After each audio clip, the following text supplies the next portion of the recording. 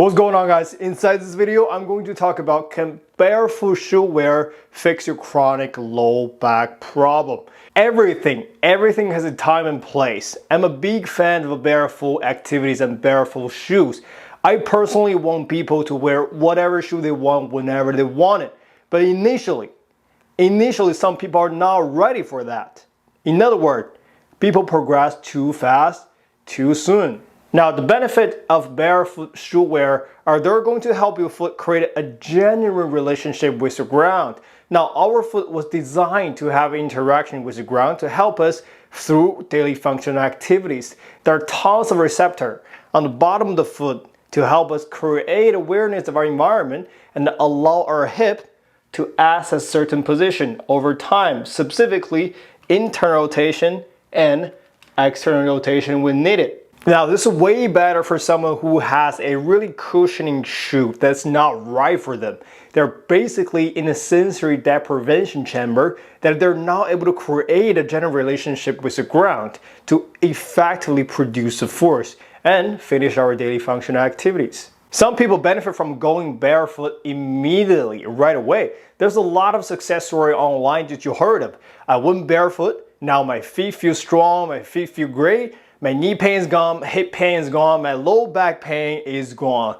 There's a lot of story like that. But what you don't often hear is people who tried it actually feel worse, or they saw no benefit or even detrimental.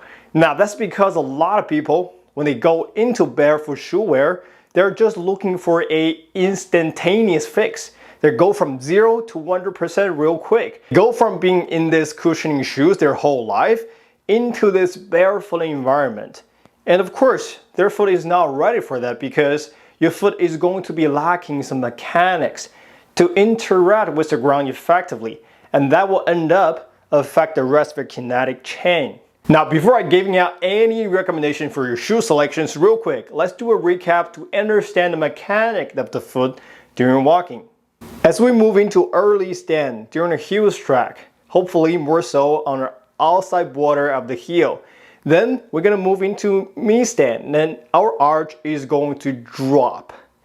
And we're going to move into internally rotated positions of our tibia.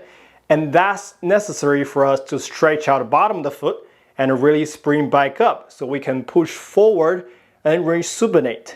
Now, if someone have a pretty rigid or high arch, that's more biased toward external rotation.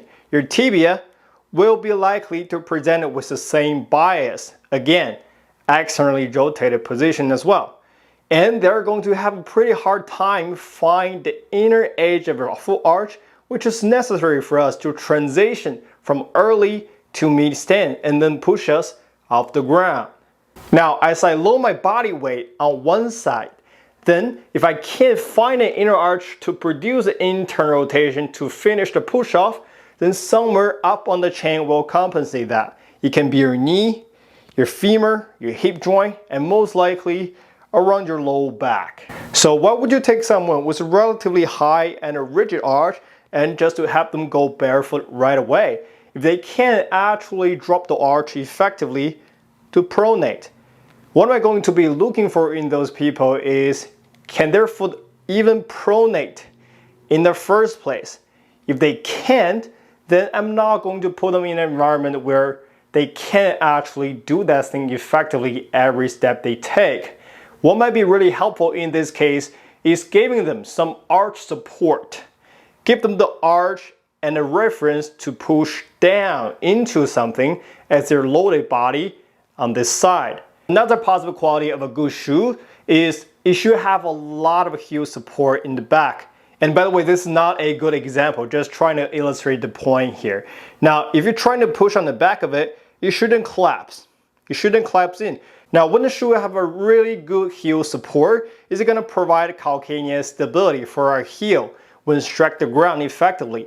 Here's my procedure. For my client, I use objective tests to decide whether the pair of shoes is exactly what they need. So here's what I would do. I would just test them. I'll have my client walk barefoot and help them to walk in their normal shoes. Then I'm going to see their range of motion before and after.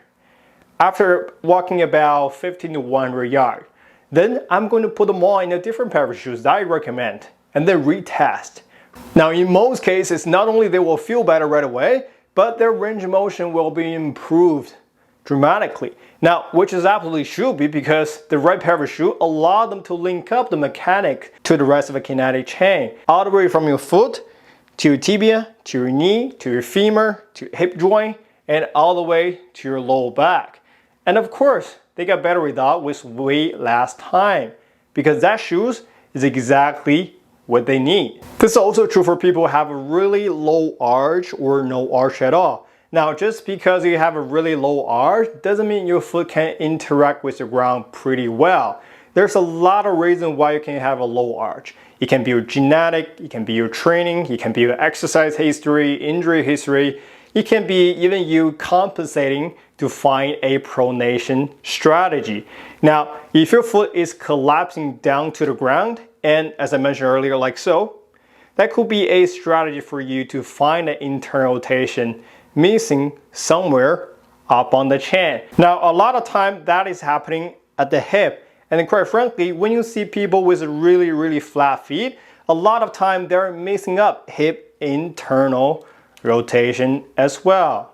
So they can benefit potentially from a shoe that allow them to use general hip internal rotation instead of collapsing entire arch in. Again, everything will be linked down in the description. But here's the thing, guys, just because you guys got a better pair of shoes doesn't mean you should stop training or stop working on your foot. You're still gonna train your foot and your brain to actually own that general range of motion.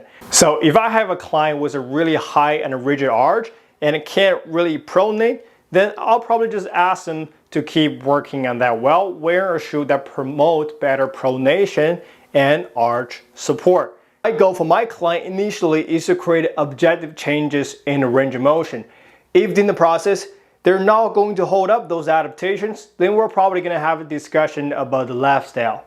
Again, I talk about it in detail in another video I ping on my page.